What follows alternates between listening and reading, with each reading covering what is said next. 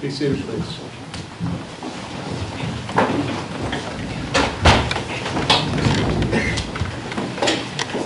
Mr. Mulligan, your next witness. Congratulations, Julie Cox.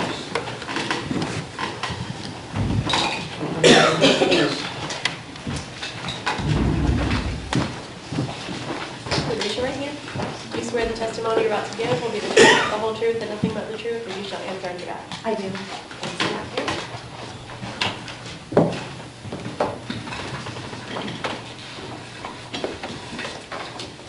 Could you tell us your name and title, please? My name is Julie Cox. I'm a forensic scientist with the Ohio Bureau of Criminal Investigation. How would you like me to address you? Julie or Ms. Cox?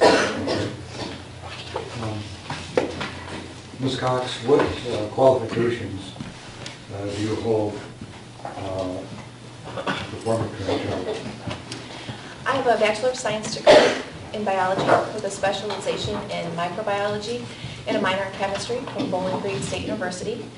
I have additional 6 months of on-the-job training in the identification and characterization of biological fluid stains.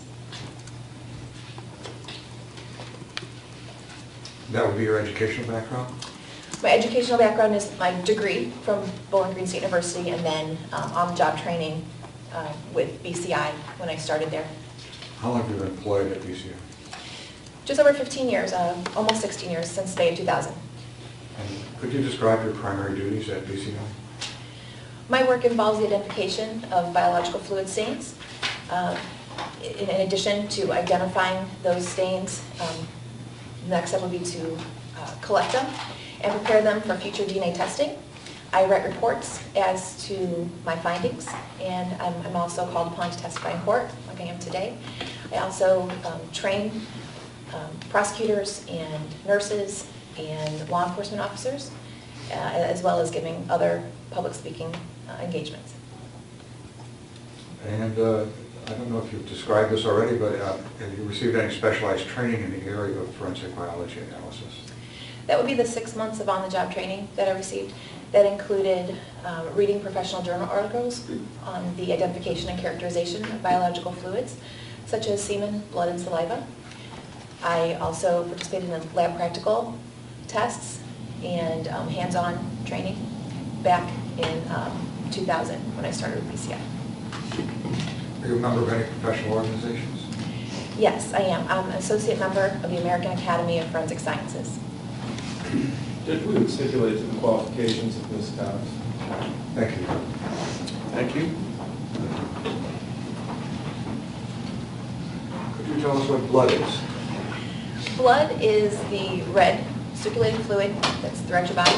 It carries oxygen and nutrients to all the organs in the various parts of your body.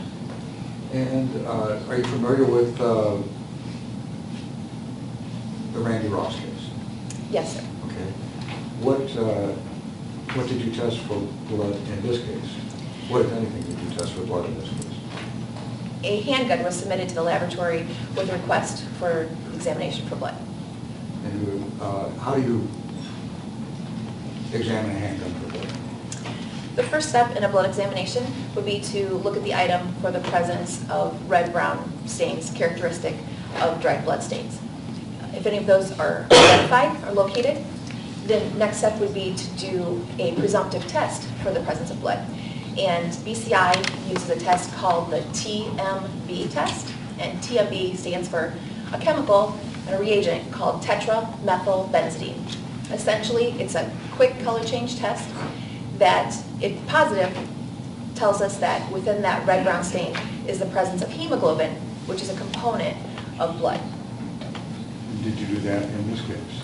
Yes, sir, I did. And what, if anything, did you find?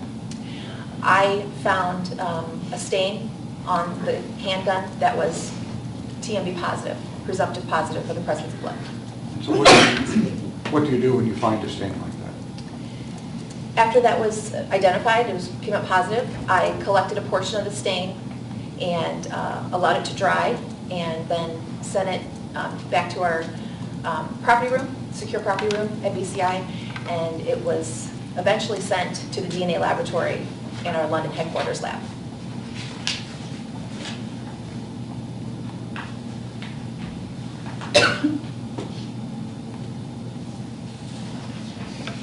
So you do not do the DNA test yourself, you collect the sample to be submitted for DNA testing.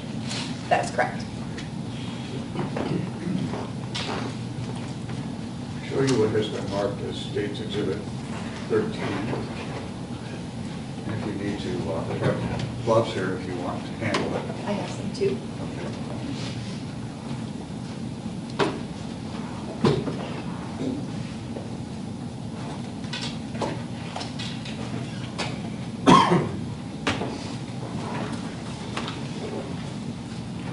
I'll give you the entire box, State's Exhibit 13, and ask you if you have any markings in the box or the contents of the box that would indicate to you that that's the gun that you tested for blood.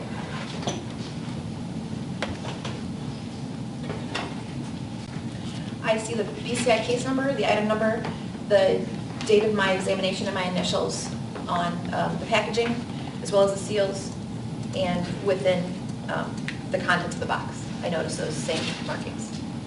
So that's the gun that you took the blood sample from? It does appear to be yes. And then, I think you already testified to this, but why don't you tell us one more time what you do with the sample that you take from the gun? In addition to the blood sample that I took, I also swabbed some other areas on the gun, including the handled areas, which would be the grip and the slide. Another swab came from the trigger and the trigger guard of the item, and a sample was collected from the magazine of the gun, as well as 6 unfired rounds that were found within the packaging. All of those separately were collected, dried, packaged to maintain their integrity, and then put to our secure property room. And at some point when DNA lab was ready, those samples were transferred to the London DNA lab where DNA testing was performed.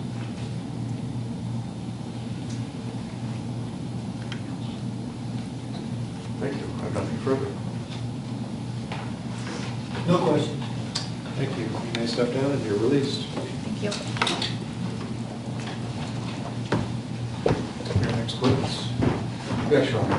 Andrea Weisenberger.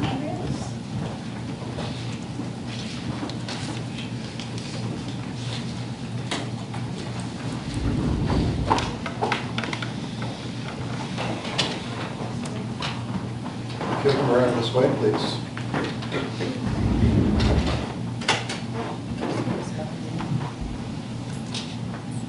Please raise your right hand. Do you swear the testimony you're about to give will be the truth, the whole truth, and nothing but the truth, and you shall answer unto God? I do.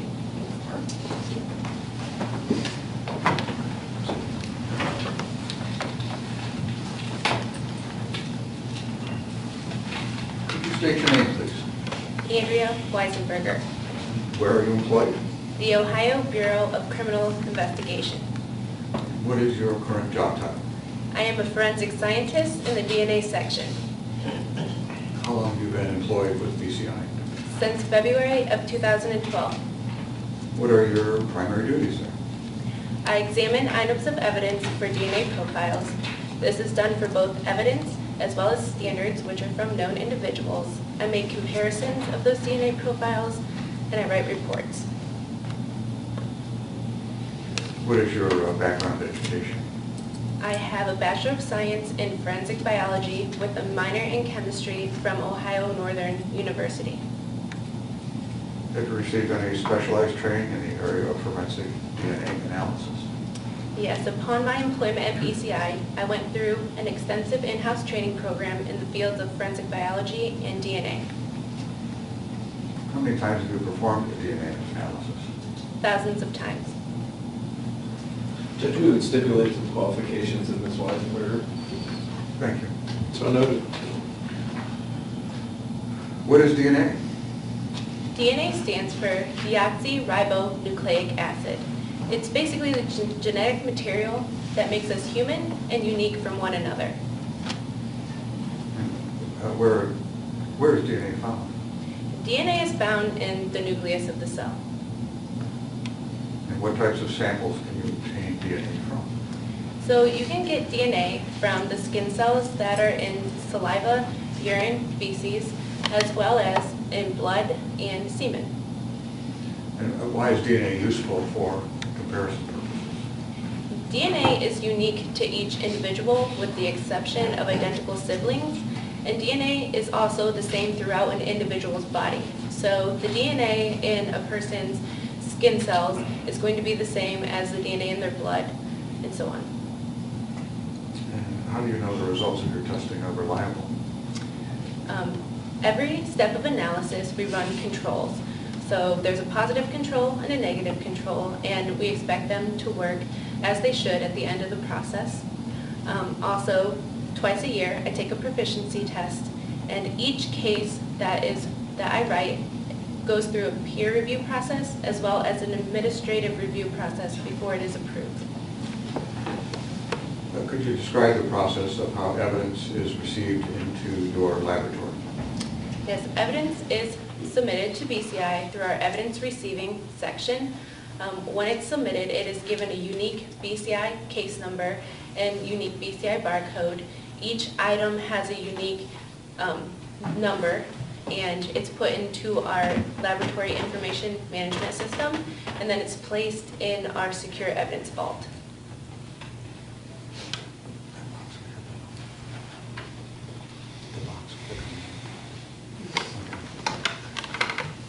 I'll show you what has been marked as State's Exhibit 13. Do you see the markings on this box as you described? Yes. So this is the unique BCI barcode as well as the item number, and then it has our BCI case number.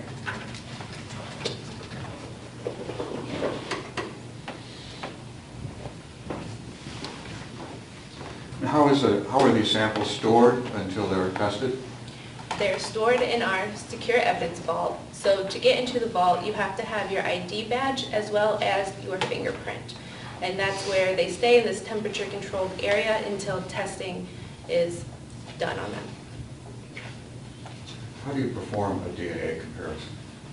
So first we need to get a DNA profile. So there are 4 general steps to the DNA analysis process. The first step is extraction. So we take the sample and we remove the DNA from it and purify it. Then the second step is quantification, where we want to know how much DNA is in the sample, so how much DNA are we starting with. Then the third step is amplification, where we're going to make millions of copies of specific areas of the DNA. And then the last step, we use an instrument to visualize the DNA, and it creates a sort of picture of a DNA profile. So this is done for evidence samples as well as standards, which are from known individuals. So when I have evidence sample and a standard, I look at these pictures next to each other, and I look at each location to see if they are the same or if they are different. If they're the same, then we call that a match. If they are not, then it's not a match, and that standard is excluded. Is that how you make a comparison? Yes. And do you calculate a statistic from that? Yes, so when we're looking at the evidence next to the standard, if it matches at every single location, then we say that's included. If we make an inclusion, then we calculate a statistic to tell us how common or rare that profile from the evidence is in the general population.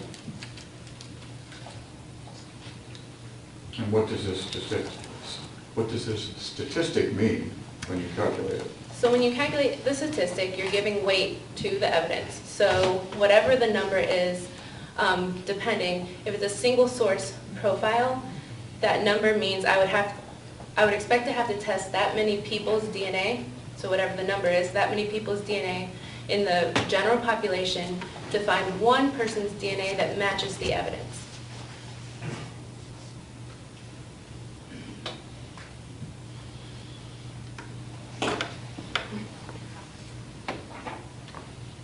It has been marked as State's Exhibit 152. Do you recognize this exhibit?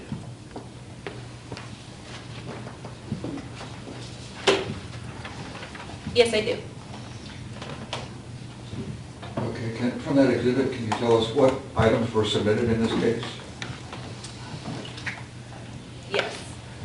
So this report states item 3, which is a white box containing Ruger P90 .40 caliber.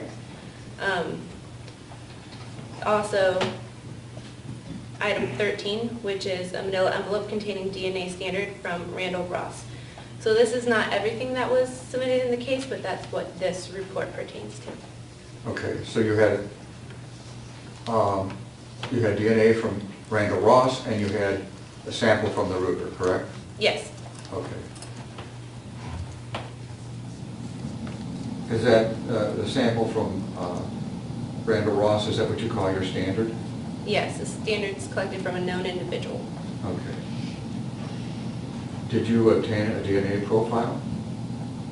From the standard? Yes. Yes. So what do you do then, once you get that? So first we get the DNA profile from the evidence. And that's done at a separate place, time, location than when the standard is processed, just to keep them separate. Once we go through those 4 steps I was talking about, to get the DNA picture, we make a comparison, and we call it an inclusion or an exclusion. I'm sorry, we call it. An inclusion or an exclusion. What do you do then? Then you calculate a statistic. Was there an exclusion here? Or an inclusion? An inclusion.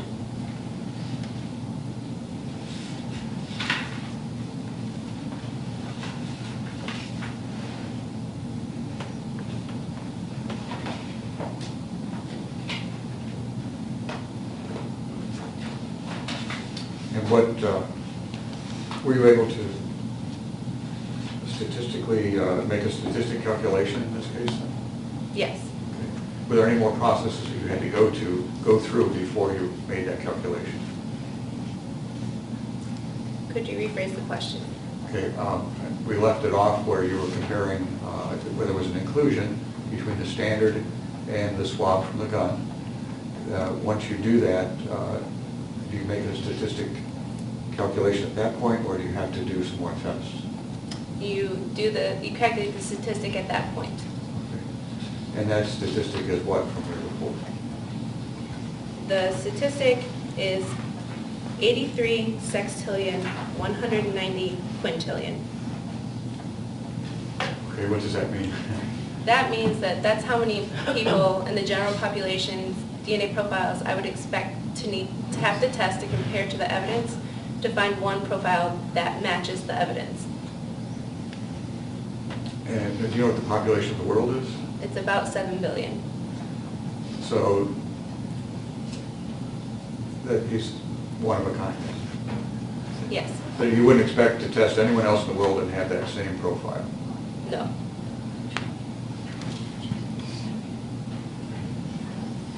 And who does that test relate to? What was the standard? The standard was from Randall Ross. Is there a better way to explain the statistical number that you come up with than what we've done already? I don't believe so. And what was that number again? It was 83 sextillion, 190 quintillion. So he's 1 in 83 sextillion. Is that fair to say? Yes. Okay. In other words, it was a match. Yes. Okay. Objection. I'll withdraw that last question and All answer. right, and I'll strike the answer that was a match. So you should disregard that. You would expect to have to go through another 83 sextillion people before you found another person with that DNA profile. I would expect to have to test that many people to find one that does match the evidence. Move for the introduction of, I'm sorry, what is the exhibit number in your hand? 152. 152, Ron? No objection, Judge. Admitted? Nothing further, thank you. Russ? Thank you. Mr. Weisberg, good morning. Ma'am, you can't tell what day Mr. Ross's DNA came in contact with the firearm, is that correct? No, I cannot tell the time DNA is deposited on any item. All we can say is that it happened after his birth. Would that be fair to say? Yes. Thank you. No further questions. Nothing. Thank you very much. You may step down. You're free to go. Thank you.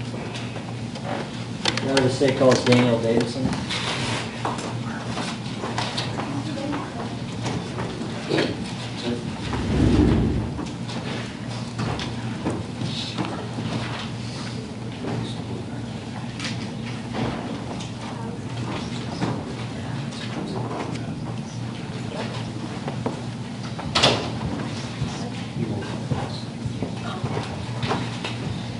Raise your right hand. Do you swear the testimony you're about to give will be the truth, the whole truth, and nothing but the truth, as you shall answer unto God? I do.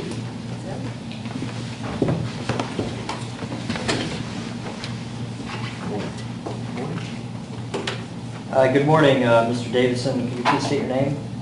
My name is Daniel Davison. Last name is spelled D-A-V-I-S-O-N. Thank you. And what is your title? I'm a forensic scientist. And how are you employed? I'm employed at the Ohio Bureau of Criminal Investigation, usually referred to as BCI. And how long have you been employed there? Just over 18 years. Okay. And you've had the same title those 18 years? I have. Okay. And what do your duties include? My duties as a forensic scientist include examining physical evidence, developing an opinion about the evidence, writing reports on my opinions, and when needed, testifying in the court of law. Okay. What kind of educational background do you have? I have a bachelor's degree in general science, history and criminal justice, and a master's degree in forensic science. I'm sorry, master's in? Forensic science. And have you been qualified as an expert in shoe impressions before? I have. Okay. And what kind of experience do you have in analyzing shoe impressions? I have had a 40-hour class taught by William Boziak, retired from the FBI. I've also had in-house training. I've undergone a competency test for the comparing of footwear impression evidence, and I take periodic proficiency testing in that discipline. Okay. I'm handing, Your Honor, this remark to Exhibit 136.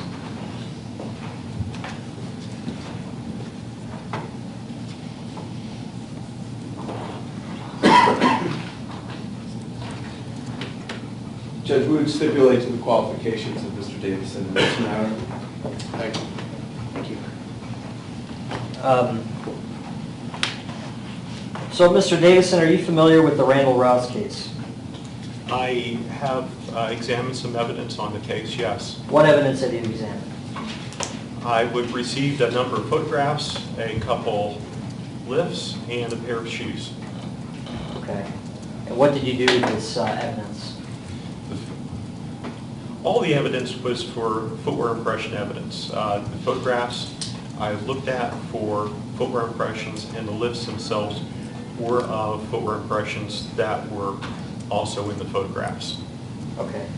So, what was the procedure you used when you got this evidence to do your analysis? What I started with is I viewed the photographs and I viewed the lifts. I determined if there were any questioned footwear impressions that were there. I judged on if they had enough quality to be used in a comparison, if they were clear enough, if there were enough tread registration in the impression. Once I determined that there were impressions there that could be compared, I took the known pair of shoes, I made impressions with those so that I could compare one impression to another impression, and then using the questioned impressions and known impressions, I simply observed both sets, the tread designs that they had, the shapes of the tread elements, the size of the tread elements, the relative position of all the tread elements, and the distance between them, looking at one and looking at the other and seeing if they were the same or not. After I had determined that they were the same, then I started looking for individual or accidental elements on the question impressions. Ones that were put there that were scratches or were abrasions or were gouges, and I'm trying to see if they were similar between the knowns and the questions.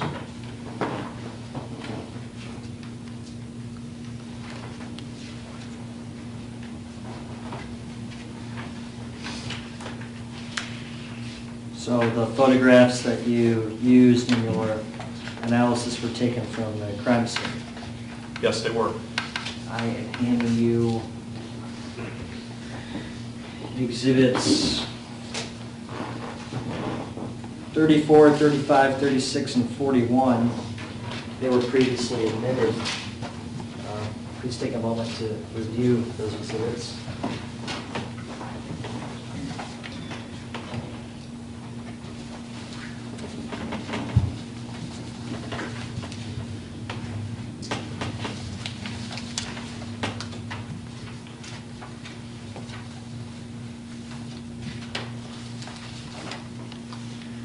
Are those the, do those exhibits depict photographs that you use in your analysis?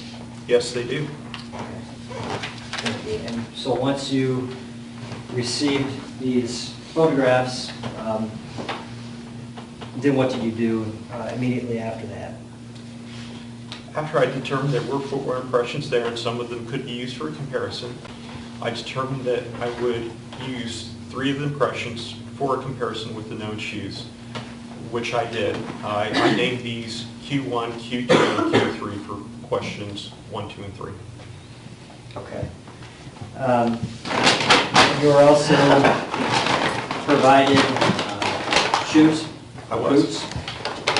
I'm handing you what's been marked as State's Exhibit 153. It's a bag.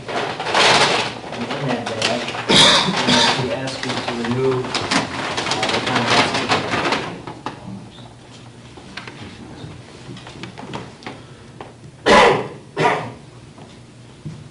Scissors. I don't have any. No? Sarah, here's.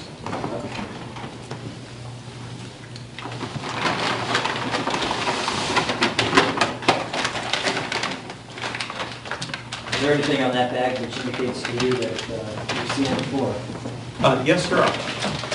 Not only do we have our evidence sticker, which has our laboratory case number, the item number, but also on the bag, in my writing, is our case number, my initials, the date it was open, the item number, and my seal, which has likewise in my handwriting the case number, my initials, and the date that it was sealed. Okay. Thank you. I'm going to ask you to use the scissors to open the bag.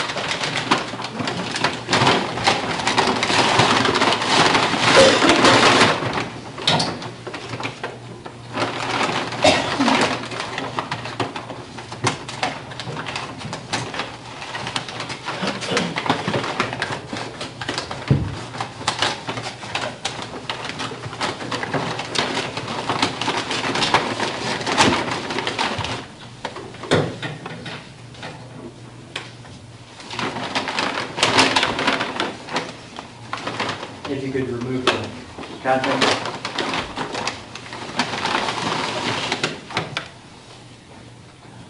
What is that object? This is a slip-on work boot, the right side. Okay, do you recognize that object? Yes, I do. How do you recognize it? It has in my handwriting the case number, my initials, the item number, and the date. Okay. And did you use that boot in your analysis? I did. And so how did you use that boot then? With this boot, I made a known impression, so I could compare impression to impression. And I also examined the bottom of the boot to make sure that what I saw in the impression I made from it was actually on the bottom, any imperfections, any gouges or cuts or abrasions. So how do you make an impression? In this case, I coated the bottom of the boot with a thin layer of Vaseline, and I stepped on a piece of clean paper, and then I took magnetic fingerprint powder and I dusted the impression with fingerprint powder, which the fingerprint powder adheres to the impression in Vaseline, and I get a very nice black impression on a white background. Okay. And then with that information, how did you use that in conjunction with the photographs? I then was able to use that known impression. It's known because I know what shoe it came from. I made it, and then I compared it to the question impressions from the scene, the question being what shoe made those. And what were your findings? Of the 3 question impressions that I compared, all 3 of them were the same tread design and tread size. 2 of them had some individual characteristics, but not enough to identify to this boot. One of them did have sufficient number and quality of accidental characteristics that I could say this boot did make that impression, to the exclusion of every other shoe. Okay. And do you know how, okay, so you reviewed how many impressions that were the same? I used 3 impressions for comparison. Okay. And do you know how your findings would compare to analysis that you've made in other cases?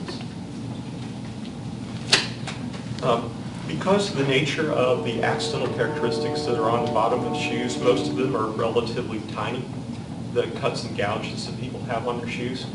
And so it's oftentimes necessary that the footwear impression be on something that's relatively smooth and relatively flat. Otherwise, the material won't pick up those cuts and gouges. A good example is snow. We'll get a lot of footwear impressions in snow. That's the entire impression, and you can see it really well because it's snow. The snow doesn't pick up those cuts and gouges. So oftentimes, the best I can do is a class characteristics, the same tread size and tread design. Any shoe that was the same design and size could have made it. Having accidental characteristics is a little bit better than that, and certainly having an identification is better than that. Okay. So you were able to identify at least one of the impressions as having come from that boot. 2 of the impressions had similar characteristics to what you found in the boot. Is that what your finding was? Yes, sir.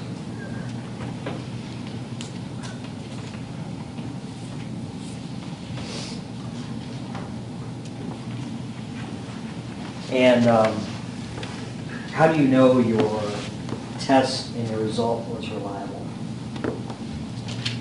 We follow standard laboratory procedures that have been made to help ensure the quality of our product.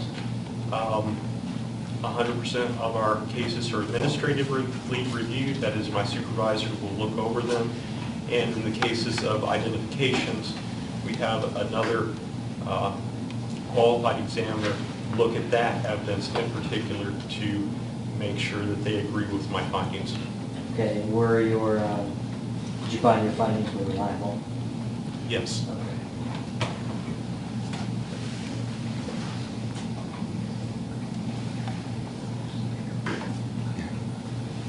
No further questions. Cross-examination. Nothing of this witness. Thank you, Mr. Davidson. Thank you very much. Free to go.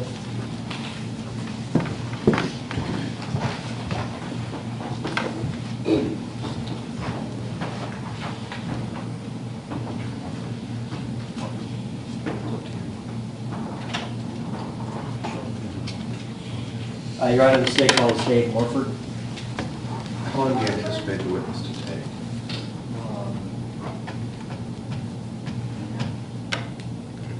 15 minutes. Okay, great.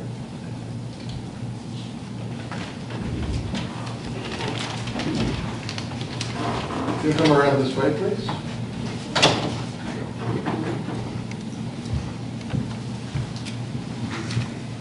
You would raise your right hand. Do you swear the testimony you're about to give will be the truth, the whole truth, and nothing but the truth, as you shall answer in the ask? I do.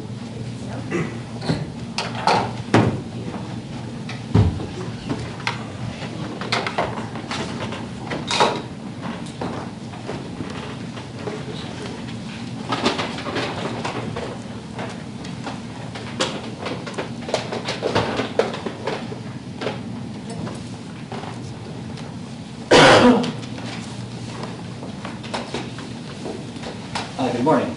Morning. Please state your name. David Morford, M-O-R-F-O-R-D. What is your title? I'm a detective with Toledo Police. Okay. And how long have you worked for the Toledo Police Department? Just about 21 years. All right. What do your duties include? I do cyber, computer forensics, cellular forensics, anything digital, computer crimes. Okay. What do you do with regards to phones? We have multiple tools to extract data from cell phones, so we extract cell phone data, cellular data almost daily. Okay. And how does that work? What's the procedure that you use? Well, depending on the tool, in this particular case, we have a device called a UFED, which stands for Universal Forensic Extraction Device. It's made by a company called Cellbrite. It's actually the same device that a lot of the major phone carriers use when you buy a new phone to transfer your data. Ours is just better. You plug a cellular phone into that device. It reads the phone's firmware, the software from the cell phone, and then depending on the particular phone, it extracts. Extract data from phones. What do you do with it? Generally, depending on the size of the extraction, we burn it to some sort of media for the investigator to go through, a DVD or a Blu-ray, thumb drive, CD, and there's different formats that we can burn that data, so it can be read as an HTML file or a PDF file. Okay. Do you recall extracting data from 2 cell phones in a Randall Ross investigation? I do. Okay. And do you recall extracting data from those phones? Yes. I'm showing defense counsel to work at State's Exhibit 150.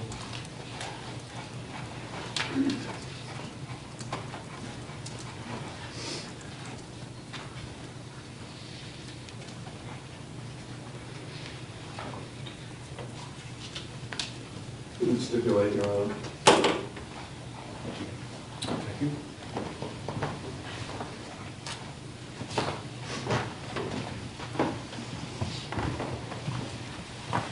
So detective, those text messages that came from the phones, do you notice when you do these extractions, is the time of the messages always in Eastern time? No. Why is that? Generally, most phones default report in UTC or GMT, which is Greenwich Mean Time or Universal Coordinated Time. That's absolute 0 on the time. All other time zones get their bias from UTC. So the UFED as well defaults to UTC reporting. So the time is set on your phone by the tower that the phone is talking to. It won't necessarily come out from a forensic extraction in the Eastern Standard Time. What is the time difference between Eastern Standard Time and Greenwich Mean Time? Depending on daylight savings, 4 or 5 hours. Okay. Do you know what it would have been on March 27, 2013, the difference? I believe that would be a 4-hour difference. Okay. And, Your Honor, at this time, the state would move to admit State's Exhibit, I believe it was 150 in the evidence. No objection. Admitted? Thank you. Yes, I might have a moment, Your Honor.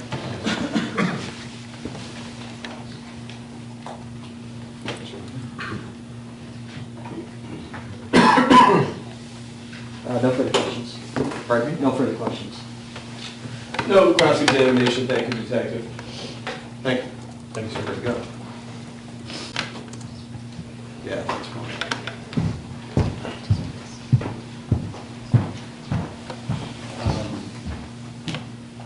Or I think we've called the witnesses for this morning.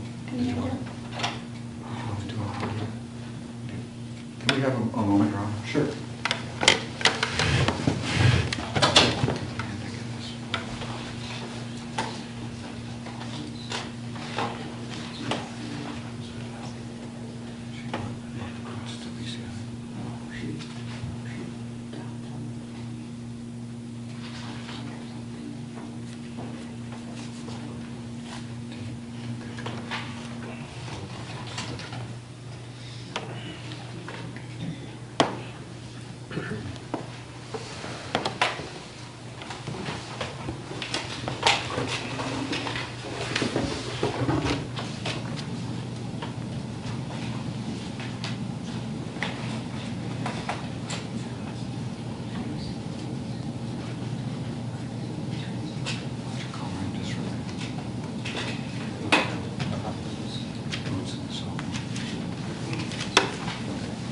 Your Honor, the state does have one more quick witness.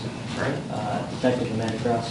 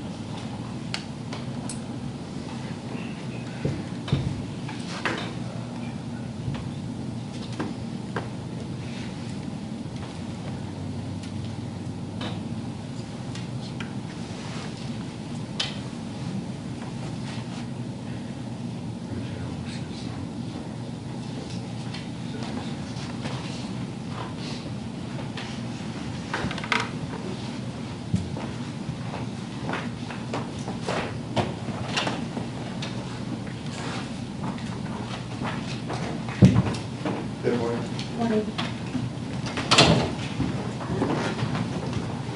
Raise your right hand. Do you swear the testimony you're about to give will be the truth, the whole truth, and nothing but the truth, as you shall answer to God? I do.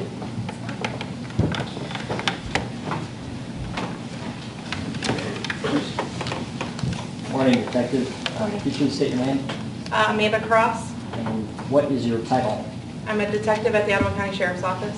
How long have you been a detective at the Sheriff's Office? Since December 2012.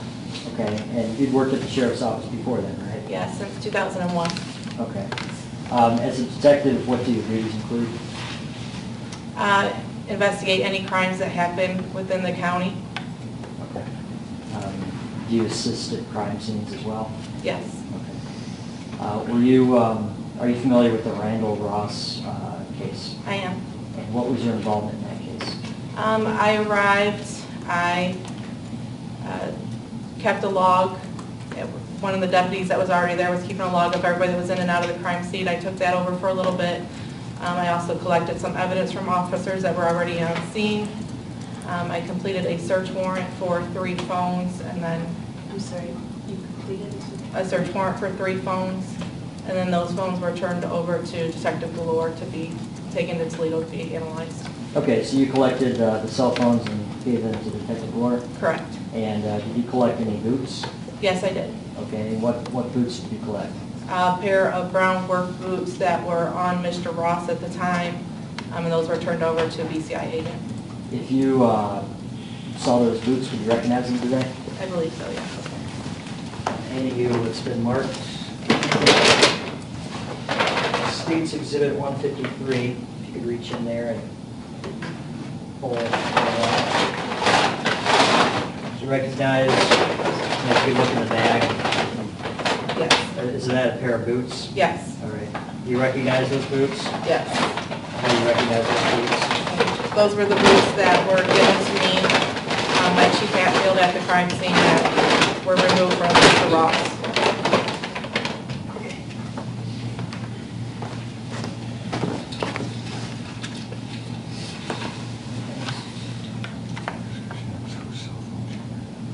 you know whose cell phones you had? One belonged to Mr. Ross, one belonged to the victim, and I cannot be certain who the third one was. Okay, so you're not entirely sure? No.